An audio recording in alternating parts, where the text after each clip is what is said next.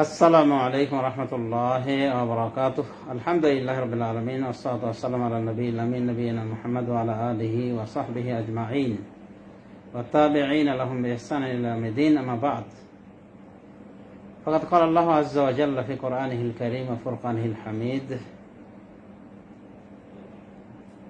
ওয়া লা তাকফু মা লাইসা লাকা বিহি ইলম, ইন্নাস সাম'a ওয়াল বাসারা ওয়াল ফুআদা কুল্লু উলাইকা কানা আনহু মাসউলা। আল্লাহুম্মা ইন্নী আসআলুকা ইলমান নাফিআন ওয়া রিজকান তাইয়্যিবান ওয়া আমালান মুতাকাব্বালা। বাদ সমাজে শুধু আজকে একটি বিষয় নিয়ে আলোকপাত করতে এসেছি। আমা তৌফিকুনা ইল্লা বিল্লাহ। বিষয়টি ফেসবুক পাড়ায় বেশ উত্তপ্ত হয়ে উঠেছে। সেটি হলো একটি মাসালা কেন্দ্র করে আমরা সহিহ আকীদার লোক সালাফিরা, আহলে হাদিসরা অবশ্যই কোরআন সুন্নাহকে ফলো করি এবং আমরা নিজেদেরকে সালাফি বলে থাকি। এই জন্যই যে আমরা সালাফে সালেহিনের বুঝ অনুযায়ী কোরআন হাদিস বোঝার চেষ্টা করি। আর সত্যি যারা কোরআন হাদিসকে বুঝে সালাফে সালেহিনের ব্যাখ্যা অনুযায়ী, অর্থাৎ সাহাবায়ে কেরাম, তাবিঈন আযম, তাবউ তাবিঈন, তাদের ব্যাখ্যা অনুযায়ী যারা বুঝে তারাই প্রকৃত সালাফি হবে। আর যদি এমন না করে, নিজের মন গড়া বুঝ দিয়ে ব্যাখ্যা করে কোরআন হাদিস, তাহলে ও সালাফি হলো কিন্তু ও খালাফি। বা কোনো মাসালায় যদি মিস্টেক করে বসে, মানে নিজের বুঝকে প্রাধান্য দিয়েছে, তাহলে সে অন্তত ওই মাসালায় খালাফি, সালাফি না। তো যা হোক,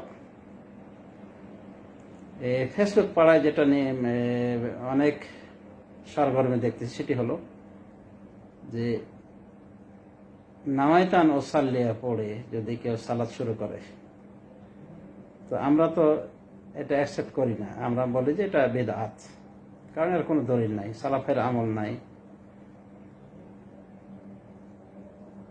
কিন্তু কথা হলো যে যদি নাওয়াইতান ও সাল্লিয়া দিয়ে কেউ নামাজ পড়ে, নামাজটা কি বাতিল? মানে বিদআত দিয়ে শুরু করার কারণে? এটা হলো প্রশ্ন। কোনোভাবে অজুতে ঘাড় মাসা করা, এ বিষয়ে সহি কোনো হাদিস পাওয়া যায় না। সহি স্পষ্ট কোনো হাদিস পাওয়া যায় না রাসূলুল্লাহ সাল্লাল্লাহু আলাইহি ওয়াসাল্লাম থেকে। যা পাওয়া যায় জয়ীফ, জাল ছাড়া কিছু না।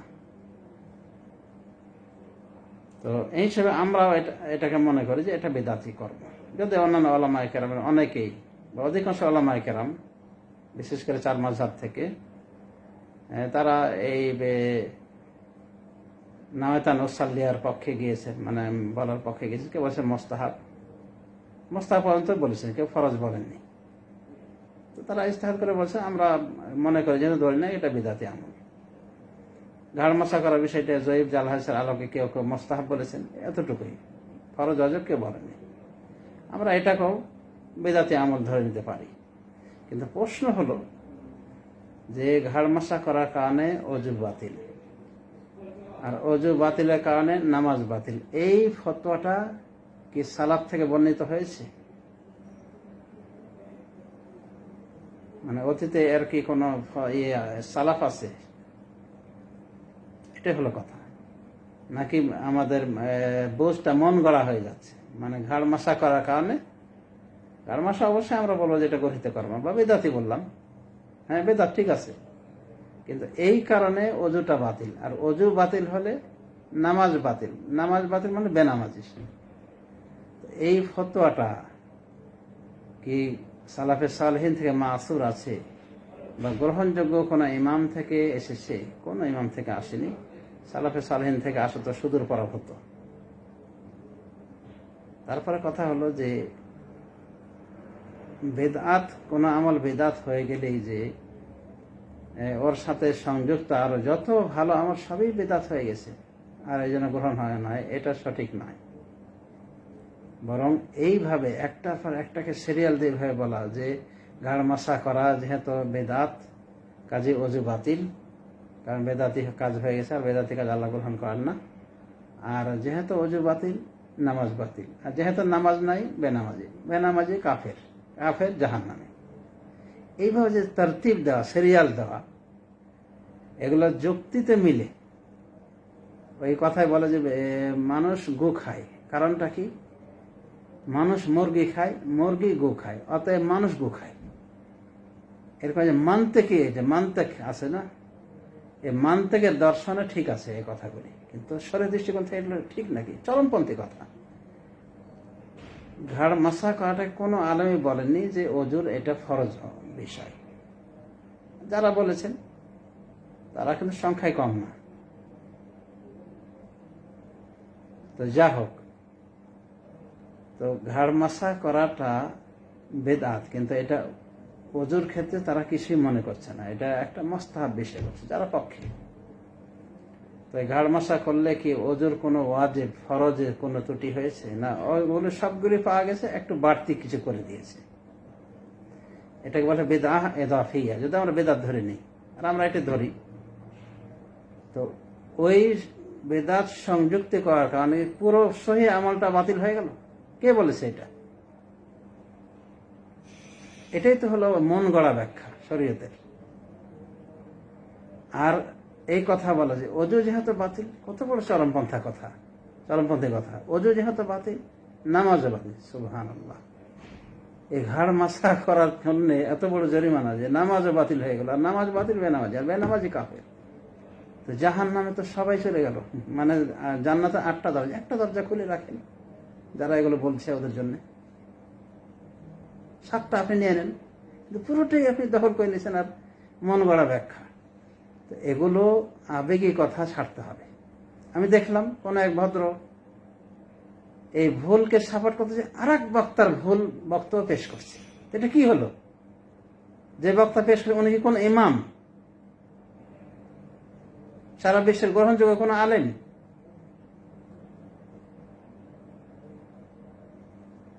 তো সালাফির নাম দিয়ে লাভ কি? খালাফির নাম দেন।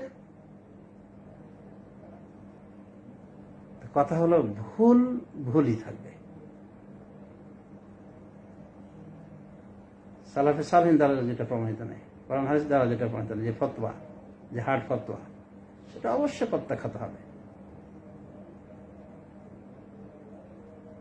বেদাতের বিভিন্ন প্রকার রয়েছে। এটা হলো বেদা ইদাফিয়া। ইমাম শাতির বইটা পড়ার অনুরোধ করছি এই ভাইদেরকে, যে বেদাতের কত প্রকার হতে পারে এবং কোন প্রকার বেদাতে মানুষের সমস্ত আমল বাতিল হয়ে যায়, আর কোন প্রকার বেদাতে আংশিক বাতিল হবে, যে বেদাতে অংশটুকু ওটুকুই বাতিল বলে গণ্য হয়। এগুলো শিখতে হবে, পড়তে হবে। মুখস্থ খালি হাওয়াই তাকরি দিলে হবে না। আর একজনের ভুলকে প্রমাণ করতে আর একজনের ভুল পেশ করা মানে কি? পেশাব দিয়ে পায়খানা ধৌত করা। পরিষ্কার হবে কাপড়? পরিষ্কার হবে না। তো আমাদের কথা হলো যে চরমপন্থী ফতোয়াগুলি পরিহার করা। মানুষ মতো ভুল হতে পারে। আপনি যে শেখের দিচ্ছেন, এই ফতোয়াটা মানে কোট করছেন, ওই শেখ 15 বছর আগে বলেছিলেন, 15-20 বছর আগে বলেছিলেন। তো মানুষের এলেমে বারাকা হয় না আস্তে আস্তে? আমার কোন এক সুপ্রিয় সাগরকে জিজ্ঞাসা করা হয়েছিল, তো উনি বলছেন যে এটা এক কথায় এটা তার উদ্দেশ্য ছিল না, বা এক কথায় এটা উনি এখন মনে করেন না সঠিক। খালাস, আপনার ইমাম সেজদা থেকে উঠে গেছেন, সেজদাতে পড়ি থাকবেন, এটা হলো ইমামের ইক্তেদা হলো? তো যা হোক, চরম পন্থা থেকে বিরত থাকেন। কোরআন হাদিসের মন গড়া ব্যাখ্যা দিবেন না। বেদাত সুন্নাহ সম্পর্কে লেখাপড়া করেন ভালো করে, আমাদের সালাফি ভাইদেরকে বলতেছি। তারপরে ফতোয়াবাজি করতে আসে। তো যা হোক, আমরা এই জাতীয় ভুল ফতোয়ার ঘোর বিরোধী, এবং এগুলো থেকে আমরা নিজেকে মুক্ত মনে করছি, এবং এগুলো সালাফিদের উপরে চাপানো যাবে না। এটা ব্যক্তিগত ফতোয়া, ব্যক্তিগত ভুল। তবে এই জাতীয় ভুল ফতোয়া প্রমোট করা মানে কি? নিজের মানহাজের খালাল প্রমাণ করা, যে নিজের মানহাজগত কতটা মায়ের খাওয়া লোক, এটা প্রমাণ হবে।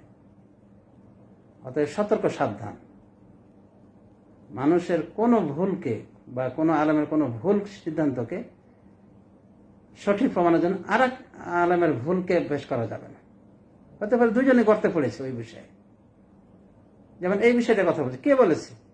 অতীতের বর্তমান বিশ্বের বড় বড় আলেমা এখন কেউ কি বলেছে এই চরমপন্থী ফতোয়া বলেছে ঘাড় মাসা করলে ওযু বাতিল, আর ওযু বাতিল নামাজ বাতিল, বা নাওয়াতান ওয়াসাল্লাহ বলে নামাজ পড়ে নামাজটা বাতিল হয়ে গেল।